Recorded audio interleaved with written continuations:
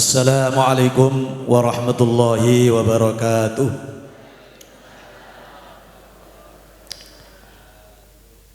Alhamdulillah, wassalatu wassalamu ala rasulillah wa ala alihi wa ashabihi wa mawala, wa la hawla wa la quwata illa billah. Subhanaka la ilma lana illa ma'allamtana innaka antal alimul hakim. Wa tub alaina innaka antat tawwabur rahim. Rabbi adkhilni mudkhala sidqin wa akhrijni mukhraja sidqin waj'alni min ladunka sultanan nasira. Wa qul ja'al haqq wa zaqal batil al batila kana zahuqa. Rabbana atina min ladunka rahmah wa hayyi' lana min amrina rasyada. Para bapak dan ibu hadirin wal hadirat Majelis Taklim Nurul Qalbi Cahayati Kota Wisata Batu serta pemirsa yang dirahmati Allah. Alhamdulillah, rasa syukur mari senantiasa kita aturkan kepada Allah Subhanahu wa taala atas berbagai macam karunia, nikmat, rahmat, taufik, hidayah, inayah dari Allah. Kita sampai pagi hari ini dalam keadaan sihah walafiat. Sehat jasmani kita, sehat rohani, sehat iman, sehat Islam, sehingga kita semuanya bisa hadir di majelis ini dalam rangka thalabul ilm wal amal, mencari ilmu sekaligus mengamalkan ilmu, termasuk infak dan sholat duha. Salawat dan salam mudah-mudahan tetap tercurahkan kepada baginda Rasulullah Muhammad sallallahu alaihi wasallam. Tema kita pada pagi ini adalah min asbabis sa'adah. Sebagian sebab-sebab kebahagiaan.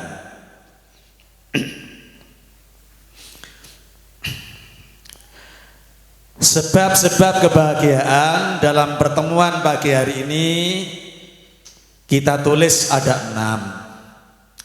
Yang pertama adalah al-amalus sholih, perbuatan yang baik. Kalau kita berbuat baik, itu berpotensi akan mendatangkan kebahagiaan dari Allah Subhanahu wa taala fid dunya hatta al-akhirah, baik kebahagiaan itu di dunia sampai di akhirat. Apa amal soleh itu? Amal soleh ialah amal-amal yang sesuai dengan tuntunan Al-Quranul Karim, sunnah-sunnah Rasulullah Sallallahu Alaihi Wasallam, ataupun tulisan-tulisan ulama yang diambil dari Al-Quran maupun Al-Hadis dari baginda Rasulullah Sallallahu Alaihi Wasallam. Soalnya kalau kita ngambil dari Al-Quran langsung, nah ini bukan ahlinya. Dari hadis langsung juga bukan ahlinya. Makanya kita biasa membaca amal-amal itu dari keterangan-keterangan maupun tulisan-tulisan para salafus soleh, para ulama-ulama yang soleh. Semua amalan yang masyru', yang disyariatkan oleh agama Islam, baik dari sumber Al-Quran maupun Al-Hadis, maka itu masuk kategori amal soleh. Yang paling gampang amal soleh itu ya sholat, zakat, puasa, haji, termasuk rangkaian macam-macam rukun iman dan segala pelaksanaan daripada rukun iman itu sendiri, itu termasuk amal soleh. Allah Subhanahu wa taala berfirman di dalam surah An-Nahl ayat 97, A'udzu billahi minasyaitonir rajim. Bismillahirrahmanirrahim. Man 'amila shalihan min dzakarin aw untha wa huwa mu'minun falanuhyiyannahu hayatan thayyibah. Barang siapa yang beramal soleh, baik laki-laki maupun perempuan, dan dia seorang mukmin, maka akan kami berikan, akan kami hidupkan mereka dengan kehidupan yang baik. Lah indikatornya apa? Hayatan thayyibah. Kalau kita baca dalam tafsir Qurtubi, yang dimaksud dengan hayatan thayyibah, kehidupan yang baik yang akan mendapatkan as-sa'adah, kebahagiaan, min asbabis sa'adah, termasuk sebab-sebab kita bahagia. Itu kayak apa cirinya hayatan thayyib? Yang pertama, ciri hayatan thayyibah itu ar-rizqul halal. Rezeki kita halal. Sudah pasti kalau rezeki kita halal, itu pasti hidup kita akan baik. Kalau rezeki kita haram, sebaliknya, tidak akan baik-baik saja, apakah di dunia maupun di akhirat. Jadi rezeki halal itu penting. Halal dari segi zatnya maupun halal dari segi sababiyahnya. Apa maksudnya halal dari segi zatnya? Ya, jadi ayam ini halal kalau disembelih secara halal, sehingga ayam ini dimakan juga akhirnya halal. Ayam ini halal, tapi karena penyembelihannya tidak benar, dipukul, ya akhirnya menjadi batang, akhirnya menjadi tidak halal. Demikian juga tentang cara memperoleh rezeki, harus dengan yang baik, rezekinya baik, cara memperolehnya baik, rezeki ini diproses, digunakan juga dengan baik. Ada rezeki itu baik, tapi cara memperolehnya tidak baik. Ayam halal, tapi karena nyuri jadi haram nyurinya itu. Jadi ini cara mendapatkannya tidak baik.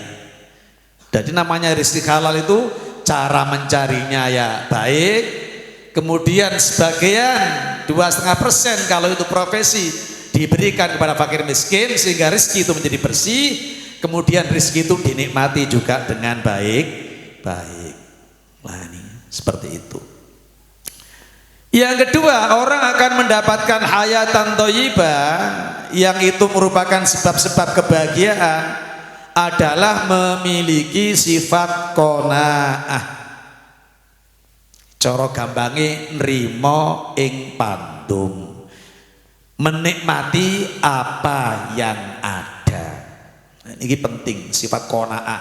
Tiang niku lek pun sok qanaah sugih, lek durung qanaah sik fakir.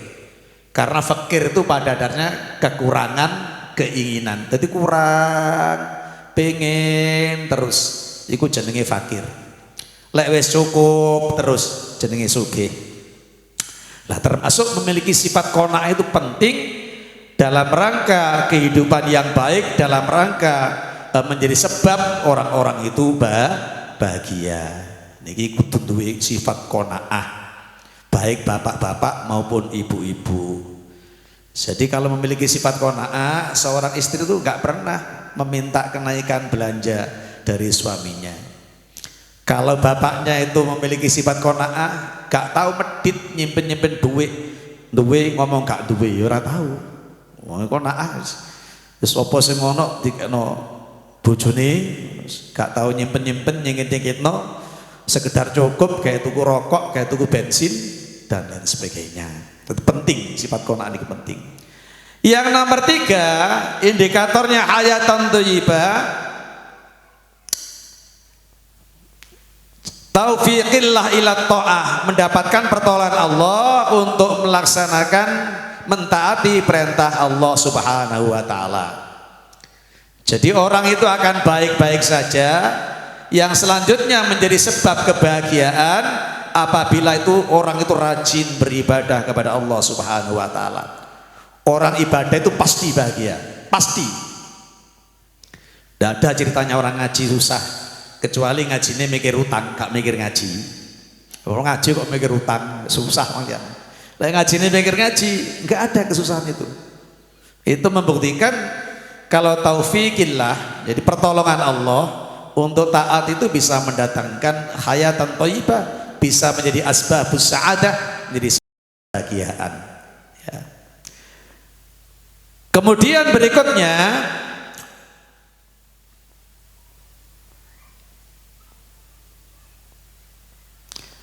al-jannah. Jadi ada khayatan thayyibah itu ya gak ono urip sing apik ya urip di swarga. Nah, jadi ada yang menafsiri khayatan thayyibah yang menyebabkan kebahagiaan itu ya kebahagiaan di akhirat. Karena kalau kebahagiaan di dunia ini kan masih nisbi. Namanya kita hidup di dunia, ya kadang sedih, kadang gembira. Kalau gembira terus di surga, sedih terus di neraka. Nah, ada juga yang memaknai pentahayatan thayyibah al-istighna anil khalqi. Jadi merasa tidak butuh dengan makhluk lain. Artinya tidak ada ketergantungan dengan makhluk yang lain. Jadi nggak tergantung dengan makhluk yang lain itu termasuk sebab hidup kita enak, sebab kita bahagia karena nggak bergantung kepada orang lain. Kalau hidup itu bergantung dengan orang lain, pas orang lain tidak mau membantu, nah kita susah. Kemudian berikutnya wal iftiqar ilal khalqi.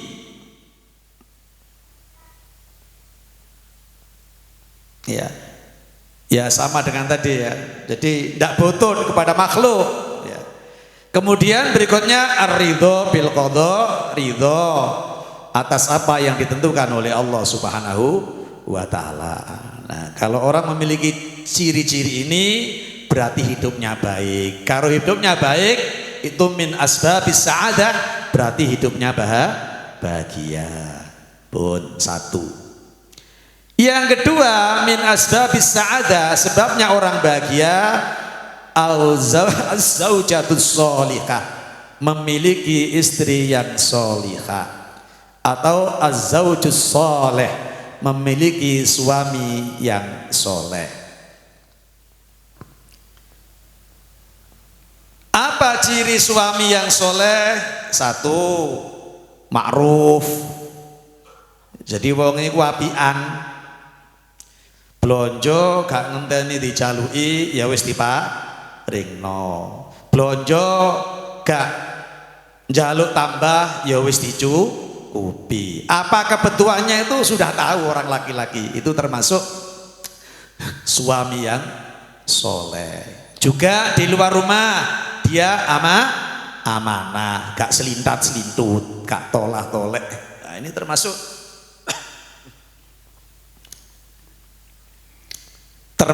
min asbabis sa'adah, sebab kebahagiaan. Termasuk penuh dengan kasih sayang. Ya. Kata-katanya lemah lembut. Ini penting. Ya. Kemudian kalau istri solehah apa ciri-cirinya? Qanita, satu, taat beribadah kepada Allah Subhanahu wa taala. Jadi seorang istri yang taat beribadah itu juga mendukung kelancaran pekerjaan dan ibadah suaminya. Itu kita merasakan benar. Ketika istri itu istiqomah baca Al-Quran begitu, kita itu apa-apa jadi lancar begitu. Itu kita rasakan benar seperti ini. Jadi kan kehidupan itu macam-macam, mulai ke api sampai api, mungkin satu ketika nggak bagus lagi. Tapi ketika kita istiqomah, punya istri yang qanitat, yang taat beribadah, insya Allah rumah tangganya itu akan bahagia. Ini min asbabis sa'adah. Kemudian juga hafidhat, ya, istri yang solihah bisa memelihara dirinya. Ya memelihara itu ya sekabehane bis, ya wajahnya, ya pribadinya, ya rahasia rumah tangganya, ini melihara. Kemudian istri solihah bila dipandang membahagiakan. Makanya saya ingat ceramahnya Gus Kausar. Gus Kausar itu bilang tidak minta aneh-aneh kepada istrinya. Ketika dia datang dari ceramah jam berapapun, dia hanya minta satu, senyum aja sebentar. Nah, selesai. Gak perlu dikait-kait, gak perlu apa. Jadi begitu teko nyambut gawe, wis yang dibutuhkan hanya senyuman, bukan yang lain, bukan kata-kata lain, bukan hidangan, bukan apapun. Jadi wong wedok mek guyu tok, iku iso ngilangi pegele wong lanang, luar biasa orang perempuan itu. Ya, mek guyu tok iku pegel iso ilang. Tapi lek teko merengut metutut, waduh. Iki tambah koyo diberi gerdu wong lanang. Wis tambah kabotan gak karu-karuan. Kemudian berikutnya ciri orang zaujah yang solihah, ya apabila diperintah tentunya mentaati. Lah yang merintah ini harus tahu, jadi supaya kita mendapatkan sa'adatud dharain, kebahagiaan dunia akhirat. Jadi jangan pernah memerintah istri yang di luar kemampuannya harus diukur. Istri ini pasangan, bukan bawahan. Jadi ini harus berdampingan, seia sekata, saling melindungi, saling melengkapi, saling kasih sayang, dan seperti itu. Oke. Lah wa idza kita hafidhatka, termasuk apabila suaminya di luar rumah, ini bisa menjaga diri. Jadi kalau punya suami atau istri yang solihah, ini menjadi salah satu sebab kebahagiaan rumah tangga. Yang nomor 3, al-baitul wasi', rumah yang luas. Sampai baginda Rasulullah Muhammad SAW pernah berdoa, Allahumma wasi'li fi dari, ya Allah luaskan bagiku rumahku. Nah, luasnya rumah secara syariat bisa diukur, tapi secara spiritual, secara hakikat, luasnya rumah itu tidak tergantung dari luasnya ukuran. Boleh jadi rumah 4 lawan 6 itu merasa lebih luas daripada memiliki rumah mungkin 20 lawan 40. Ya. Karena apa? Karena hatinya lapang. Secara fisik luasnya rumah bisa diikhtiari dengan memperlebar ruangan. Tapi secara spiritual luasnya rumah itu bisa diikhtiari dengan baca doa, dengan banyak baca Al-Quran, dengan melakukan sholat sunnah. Itu rumahnya meskipun sempit jadi luas karena hatinya lapang. Jadi omahe ketoke cilik, tapi berhubung hati ini jembar, seakan-akan yang di luar rumah itu juga tembok itu bukan satu pembatas. Nah, makanya doanya ya Nur Sodik kan beliau berdoa, Allahumma barik lana fi hadzal makan, ya Allah berkailah tempat ini. Jadi ini sama dengan memperluas tempat secara spiritual. Lek Mas Siti sakmene gak tahu ombo, tapi kegiatannya padat, berarti tempat ini seakan-akan luas. Rumahnya ya segitu, tapi tiap hari dipakai membaca Al-Quran. Akhirnya hati ini terasa jembar.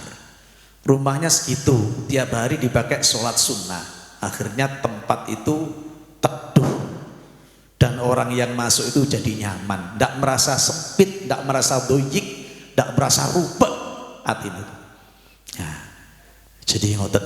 Jadi nek ukurane kemampuan finansialnya segitu, tapi secara spiritual luasnya rumah itu bisa tidak terbatas karena sering dipakai baca Al-Quran, sering dipakai sholat sunnah, sering dipakai membaca kalimah-kalimah thayyibah, sehingga rumah itu benar-benar menyenangkan dan menenangkan.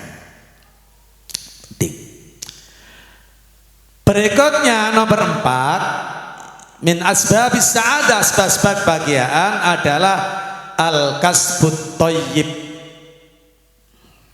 Ya. Pekerjaan yang bagus. Tadi udah disebut-sebut, disinggung-singgung di atas tentang al-kasbut thayyib. Jadi pekerja itu ya penting di lingkungan yang bagus.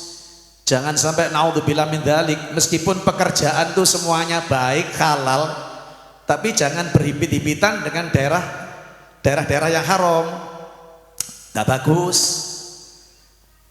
Ngapunten, misalkan di situ ada diskotik, kafe, ya itu kan kita itu ahli sholat tapi nyambut gawe nek kono. Tapi lek dari segi kusnudon nyambut gawe nek kono mare wong sing dugem sembayang kabeh. Ini bisa saja kalau kita sudah kuat kayak ulama-ulama yang alim bisa mempengaruhi orang, dan kita baik saja bergaul dengan macam-macam orang. Tapi kalau kita belum bisa mempengaruhi orang, ya kita milih lingkungan yang baik, termasuk lingkungan kerja yang bagus. Ngelamari bagus, pekerjaannya bagus. Ono ngelamari apik tapi pekerjaannya gak apik. Yang ngelamari mendek-mendek tapi sing dilampar dadi rampok, dadi maling, nggak bagus. Ya, jadi baik proses melamarnya, proses pekerjaannya bagus, di lingkungan yang bagus, juga hasilnya bagus, gak perlu ngentit-ngentit, gak perlu nyengit-nyengit nol, dan lain sebagainya. Nah, ini penting. Jadi memiliki pekerjaan yang bagus itu penting, karena besok akan ditanyakan oleh Allah Subhanahu wa taala, rizki ini dari mana kau dapatkan, kemana kau belanjakan. Lek pun ngoten repot pun. Rizki dapatnya dari mana, prosesnya bagaimana, terus untuk apa saja, semua akan ditanyakan oleh Allah Subhanahu wa taala. Dan yang tidak baik-baik itu tidak akan diterima oleh Allah. Innallaha thayyibun la yaqbalu illa thayyiban. Allah itu baik, enggak menerima kecuali yang baik-baik. Apakah baik proses pencariannya, apakah baik zatnya, ya, atau baik proses mengeluarkannya. Ono apik di sodakono tapi sodakonya dengan kata-kata yang menyakitkan, jadi batal rezeki yang baik itu. Nah, maka baik itu mulai dari awal mencarinya dengan baik, di dalam bekerja juga dengan baik, hasilnya baik, hasil pekerjaan juga dibersihkan, infak sodako ataupun zakat, kemudian juga dinikmati rizki itu dengan baik. Pun. Berikutnya yang nomor 5, termasuk sebagai bagian adalah husnul khuluq wa tawaddudu linnas, baiknya akhlak dan saling mencintai di antara manusia. Ya. Jadi sampai Kanjeng Nabi besar Muhammad sallallahu alaihi wasallam, innama bu'istu liutammima makarimal akhlak. Jadi Kanjeng Nabi itu diutus hanya untuk mengangkat akhlaknya, makarimal akhlak, akhlak yang mulia. Ya. Jadi kalau tradisi-tradisi yang bagus, tradisi-tradisi yang baik, mungkin di Jaliyah ada tradisi yang baik, ya dipelihara sama Rasulullah SAW. Kalau ada kerjasama, musyawarah, macam-macam. Tapi kalau tradisi-tradisi yang tidak baik, ya ditinggalkan sama Rasulullah SAW. Nah, apa ciri-cirinya orang yang memiliki sifat husnul khuluq? Ya, perangai yang bagus. Yang pertama, lutful kalam. Jadi kata-katanya lemah lembut, dari sisi bahasanya sopan, dari sisi intonasinya tidak keras. Jadi orang yang baik itu orang yang bahasanya jelas, tidak keras, bahasanya santun. Lah kalau bahasanya baik tapi logatnya keras, ya ini bisa menjadi tidak baik. Atau pelan tapi nyelkit, yo kapi. Lapo semak ngeroweng ae, yo ketok ya alon tapi ngeroweng. Ya ndak bagus. Ya. Dalam itu api, tapi berhubung intonasinya keras, jadi nggak bagus. Bukan lutful kalam. Jadi harus lemah lembut. Ini berarti orang yang baik. Yang kedua, tolaqatul wajhi. Ya, ajere rai, murah senyum. Nah, ini penting. Jadi orang yang baik itu orang yang murah senyum, bertemu saudaranya tersenyum, bertemu kerabatnya tersenyum, bertemu temannya tersenyum, wis pokoke guyu tok. Sumeh, cara wong biyen iku sumeh guyu, tapi guyune ana rewangi. Lek guyang-guyu kan ana rewangi engko ya blaen digawe nang super porong. Jadi tertawanya itu ya ada asbabnya. Dadi guyune wong sing atine lega iku wong sing delok atine ya melok seneng. Ana guyu tapi kecut. Nah kan? Lek guyune kecut ya gak nyebabno atine wong ku seneng. Guyu sing kecut ora diarani husnul khuluq. Jadi atabassum iku mesam-mesem guyu. Tapi tertawa itu adalah cermin daripada senangnya hati bersahabat, bermuasyarah, bergaul dengan orang lain. Jadi guyune ini bener-bener keluar dari hati sanubari yang paling dalam. Orang guyune artis masih hati ini nangis, bayarannya entek ketika kon guyu artis. Itu tertawa yang palsu. Bukan itu bukan husnul khuluq. Gaya imitasi bukan husnul khuluq. Nah, jadi tolaqatul wajhi. Jadi kita juga begitu. Tolaqatul wajhi ini di samping membahagiakan diri kita juga kita berlatih. Karena tolaqatul wajhi ini jadi ciri-ciri ahli surga. Wong swarga besok ya gak ono sing mercing, merengut, mecucu ora ono di swarga niku. Kabeh wong swarga iku ya guyu.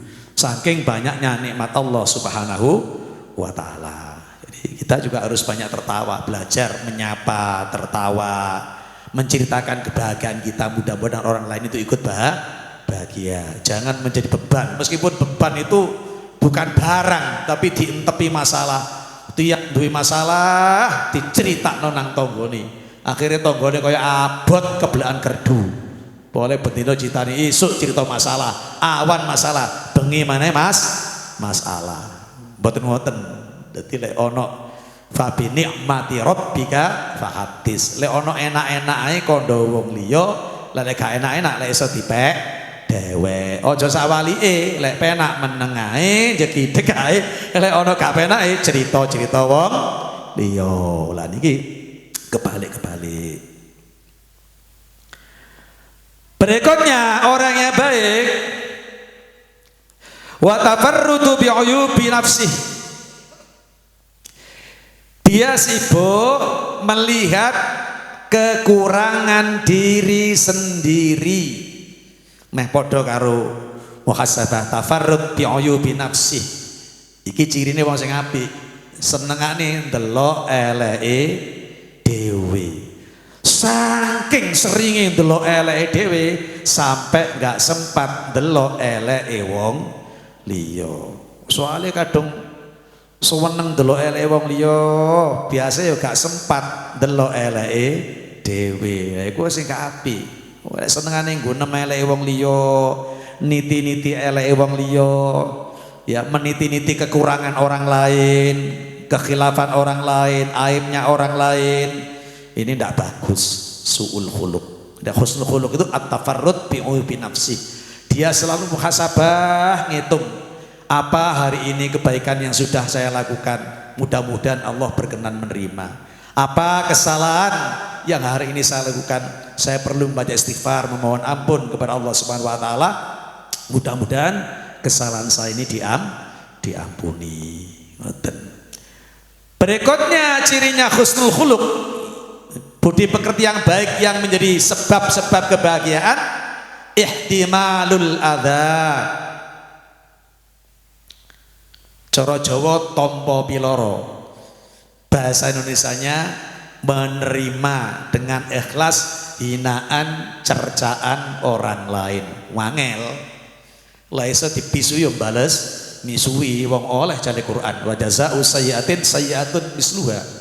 Dieleki ngeleki oleh, tapi kok dieleki ngapii, lah ini tandane orang itu budi pekertinya bagus ya. Itu jadi nek oneh sakit napa niku sabar.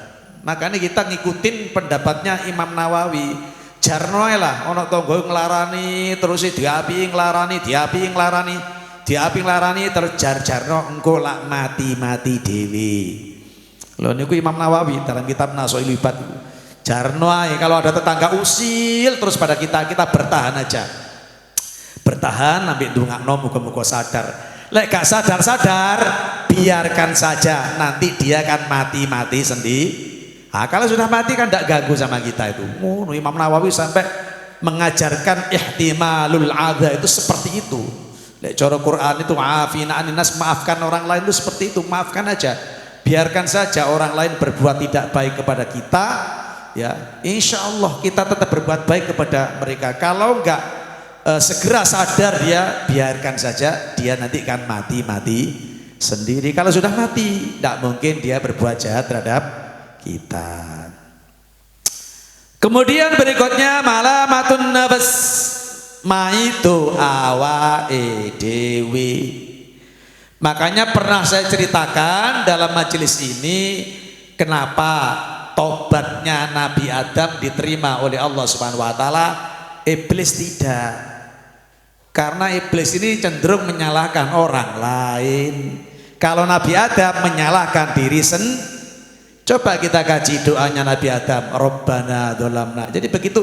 Nah, Adam ini prosesnya memang prosesnya digoda iblis. Ibu Hawa digoda mempengaruhi Adam, akhirnya diturunkan ke dunia. Tapi Nabi Adam enggak muring-muring, nah iblis enggak mencela iblis, enggak menyalahkan iblis, malah matun nafas. Dia menyalahkan dirinya sendiri dengan berdoa kepada Allah Subhanahu wa taala, Rabbana dzolamna anfusana wa illam taghfir lana wa tarhamna lanakunanna minal khasirin. Ya Allah Gusti, kula sing nganiaya, saya yang menganiaya diri kami Gusti. Jika tidak ada wa illam taghfir lana, jika tidak ada ampunanmu lanakun minal khasirin, saya termasuk orang-orang yang rugi. Jadi maido awake dhewe niku penting. Jo sampai urip iku maido wong liya wae. Awake dhewe gak tau tiba itu, wong liya tiba itu terus. Nah, itu jenenge bukan husnul khuluq. Kalau kita termasuk orang-orang yang berperangai berbudi pekerti yang bagus, senengane ono kegagalan maido awake dhewe. Lek dadi wancen aku pimpinane gak iso. Lek dadi anak buah wancen aku dadi anak buah iki kurang pas, kurang sergap, kurang sesuai karo arahannya pimpinan. Jadi selalu menyalahkan, jadi pimpinan yang menyalahkan dirinya sendiri, jadi anak buah yang menyalahkan dirinya sendiri. Nggak saling menyalahkan, pimpinan nyalahno anak buah nyalahno pimpinan. Ya menurutku sampai kiamat terus seperti itu. Dan itu bukan perangai husnul khuluq. Kalau husnul khuluq itu malamatun nafs. Kemudian ciri yang lain lagi dari husnul khuluq, perangai yang bagus, qillatul khilaf, sedikit bertentangan, berbeda pendapat dengan orang lain. Meskipun berbeda pendapat itu sah, halal, sehingga oleh kula gegeran gelutan. Beda itu biasa, tapi orang banyak perbedaan itu tidak baik. Perbedaan dari sisi apa? Terus ilmune beda, gegeran, pakaiannya banyak berbeda juga. Datang ke satu masyarakat sudah dia pakai ciri-ciri yang berbeda, itu nggak bagus. Makanya Wali Songo itu kenapa Wali Songo bisa diterima dakwahnya? Karena dia masuk ke dalam kebudayaan, dan budayaan itu diisi dengan hal-hal yang sifatnya spiritual. Akhirnya dakwahnya berhasil. Ya, dakwahnya berhasil. Nah, biasanya orang-orang yang zaman akhir yang datang itu dari segi pakaian aja berbeda, sehingga masyarakat durung wis nolak, wis ini lo durung roh pakaian itu beda, tapi masyarakat sudah menolak. Maka penting bagi orang yang berakhlaknya bagus itu qillatul khilaf itu penting. Jadi menyedikitkan perbedaan, jangan banyak berbeda dengan orang lain. Sama-sama aja lah. Selama itu sesuatu itu baik, ya mendingan yang sama itu yang kita lakukan. Jangan yang berbeda-beda, kecuali memang dengan orang yang tidak baik. Kalau dengan orang yang tidak baik, ya kita harus berbeda. Jadi Sama-sama itu dalam arti juga adanya keadilan. Jadi wastu fil fakri wal ghina. Jadi sederhana baik ketika kaya maupun miskin. Atau ketika miskin wal ghina atau kaya. Ini penting. Jadi termasuk bersifat sederhana ini mengurangi perbedaan. Makanya wong sugih, wong gak duwe ikut dikongkon sederhana. Ya. Jadi artinya apa?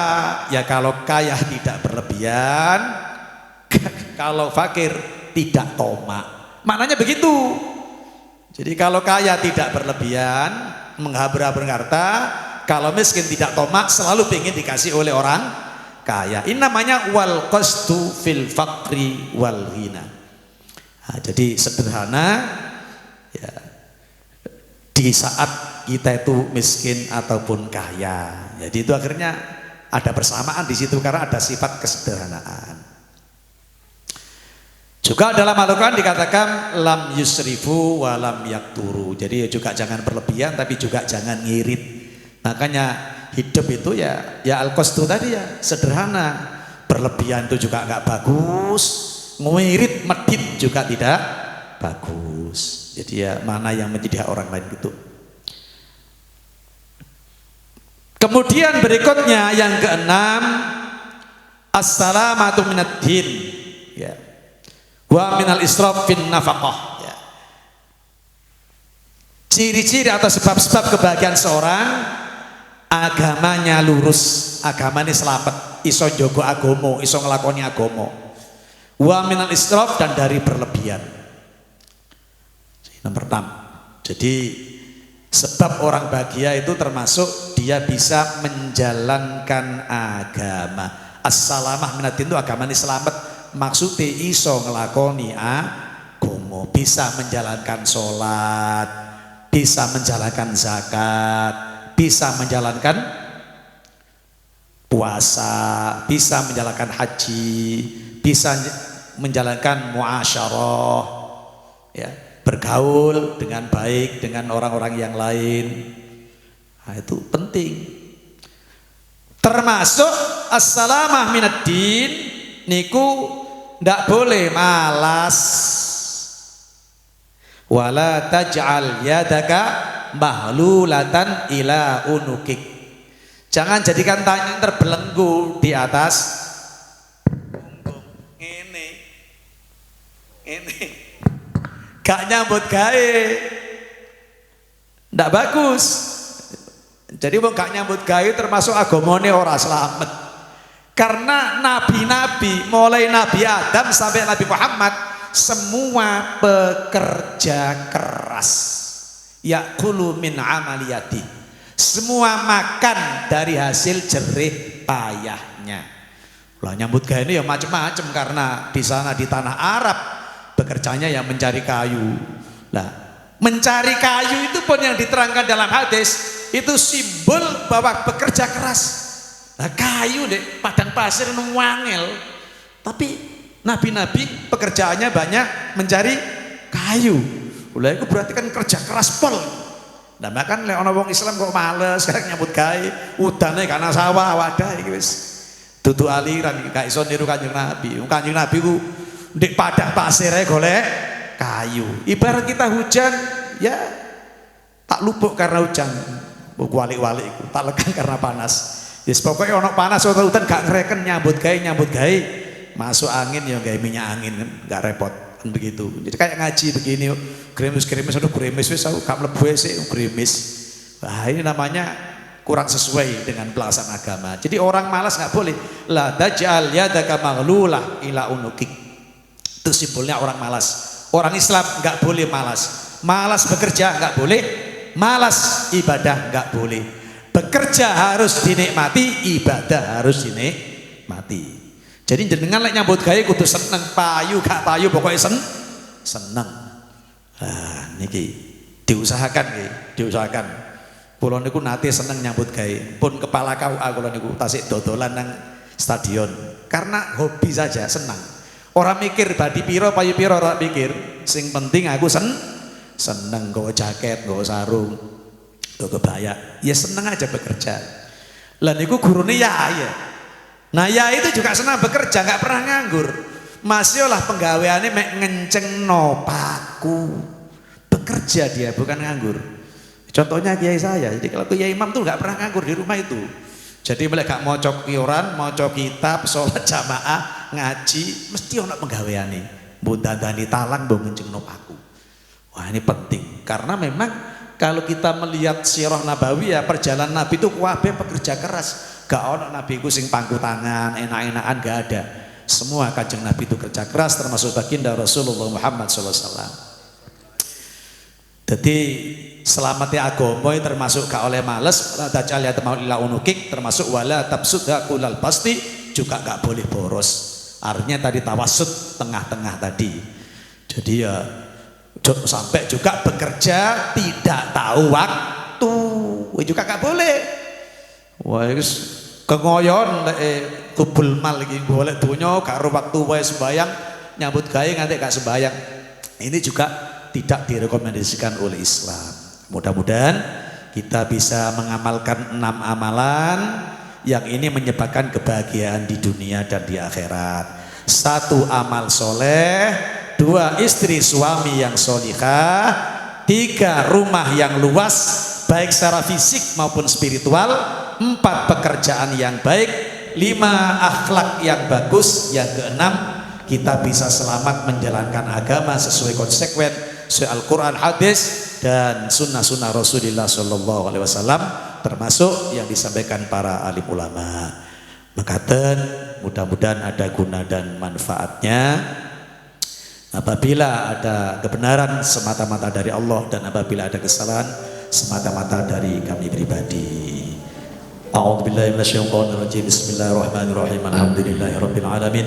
Allahumma shalli ala sayyidina Muhammad wa ala sayyidina Muhammad. Allahumma lakal hamdu wa ilaikal mustaka wa antal musta'an wa la haula wa la quwwata illa billah.